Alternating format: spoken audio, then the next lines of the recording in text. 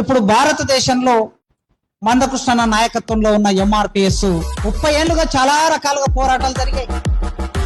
ముఖ్యమంత్రులను కూడా ఆనాటి అసెంబ్లీని కూడా స్తంభింపజేసినటువంటి ఉద్యమాన్ని ఇప్పటి వరకు అసెంబ్లీ స్తంభింపజేసిన ఉద్యమం ఒక కుల సంఘం అనేది, ఒక ప్రజా సంఘం అనేది ఏది కూడా చేయలే నాకు తెలిసి 30 ఏళ్లలో. అంతకుముందు ఎవరైనా చేసి ఉండొచ్చు.